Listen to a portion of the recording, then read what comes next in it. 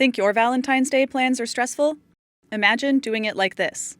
Buy 17 million flowers from around the world. 60% of them, or about 10 million, should be roses, mostly sourced from Ecuador or Colombia. Hire a few thousand in-house workers to arrange the flowers into bouquets and outsource the rest to local florists around the country. Unleash a blitz of advertising across podcasts, radios, televisions, and millions of Alexa smart speakers. Recruit hundreds of drivers to deliver the arrangements to offices, homes, schools, and romantic dinners everywhere. Now you're done, but you can't rest for long, because Mother's Day is right around the corner, and it's even bigger. This is the Valentine's Day prep of 1-800-Flowers.com, the biggest online flower retailer in the U.S. It pulls out all the stops to secure a chunk of the $2 billion that Americans spend on flowers every Valentine's Day. Does anyone actually call the number anymore? Yeah, people do call 1-800-Flowers still. These annual flower wars are heating up. The number of Americans who celebrate Valentine's Day has fallen over the last decade, but those that do are spending more. Over a third will buy flowers, and the market is blooming with new companies to meet that need. So how has an established company like 1-800-Flowers kept its top spot? In short, embracing technology and diversifying products. Despite the name, over half of 1-800-Flowers' $1.2 billion in annual revenue is from food, like chocolate, cookies, and fruit. And the vast majority of their sales come from e-commerce platforms. They're kind of like the Amazon of sentimental gift-giving, which works. Other than the recession years, 1-800-Flowers sales grew basically every year since 1995, often by double digits. But now, a new competitor has entered the flower wars, Amazon itself. The behemoth e-commerce company now sells 24 roses for cheap, with an optional 2-hour delivery for Prime members. So will 1-800-Flowers keep growing, or wilt in Amazon's shadow?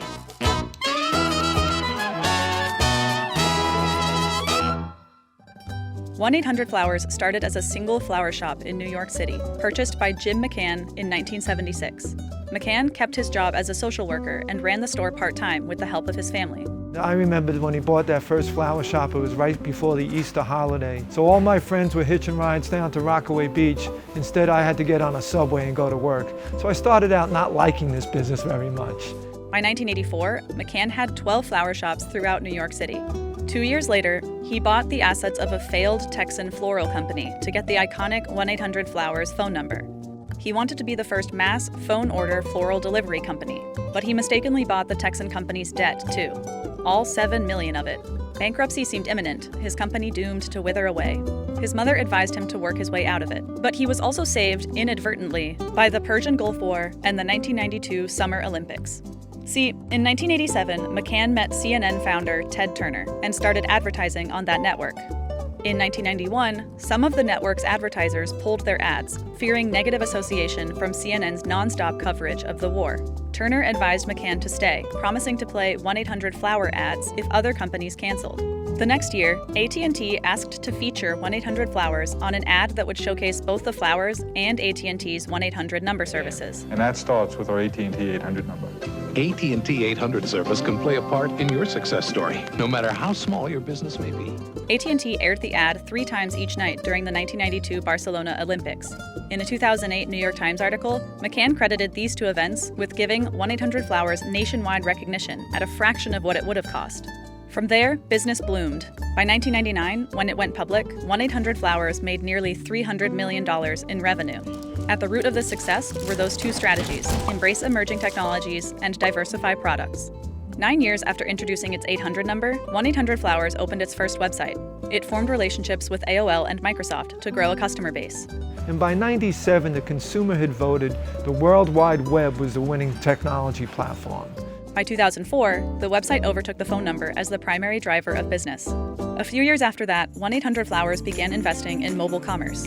I think we launched our first mobile site in like 2007, 2008 timeframe. Today, more than half of our traffic is coming from mobile devices. They're very cutting edge. They've spent a lot of money over the years on their IT and their technology, and they seem to be very good. During this time, the company also expanded well beyond its in-house floral arrangement and delivery services. First, it established the BloomNet, a network of independent florists across the country. Each florist receives a guidebook of the company's bouquets to craft identical arrangements throughout the BloomNet. Today, 1-800-Flowers works with over 5,000 independent local florists. Next, the company bought others that sold products like chocolate, wine, gift baskets, stuffed animals, and gardening equipment. You might go online thinking maybe flowers or something, but then you might see their offerings from Moose Munch or from Cheryl's Cookies or something like that, and could get ideas that, hey, maybe I'll do that. By 2008, the percentage of revenue that came from flowers and other plants fell to 59%. That's down from 92% in 1997. These strategies worked. Sales grew every year from 1995 to 2008. But as with many retailers, 1-800-Flowers took a hit during the recession years. Sales fell in 2009 and 2010 and grew slowly for the next 4 years. To encourage growth, 1-800-Flowers turned to its usual playbook. It acquired the online invitation and event planning company Ping Corp and the UK-based floral and gift company iFlorist. The next year, it bought the gourmet food and gift brand Harry & David Holdings. That acquisition alone helped sales jump by nearly 50% from 2014 to 2015. This was also the first year that food surpassed flowers as the majority of revenue. On the tech side, 1-800-Flowers uses customer data to personalize offers.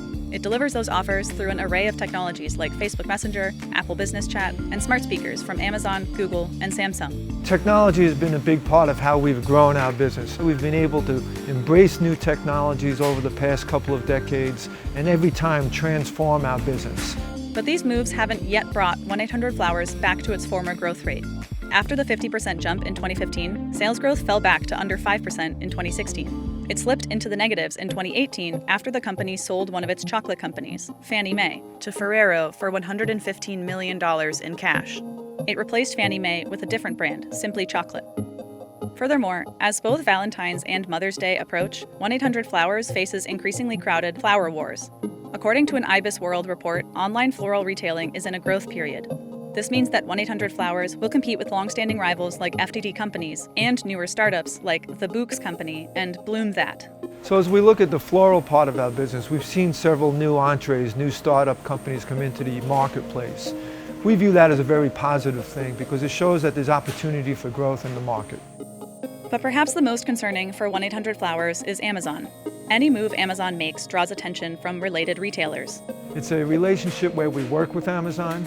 We've done Amazon Flowers for Amazon Fresh. We sell in their marketplace. We work on their Alexa platform. But what we have to do is to make sure we're taking care of our customer experience, focusing on our brand, and constantly bringing truly original products to the table. It's unclear if Amazon can break into the sentimental gift-giving industry, or whether it will put its energy there. Amazon is oriented toward high-volume, high-consumption categories that are very large and more for self-consumption or self-ordering. Gifting is not their thing. 1-800-Flowers prepped for Valentine's Day 2019 with a blitz of advertising and enticing sales. Whether this year will be a bloom or bust for the company is in consumers' hands.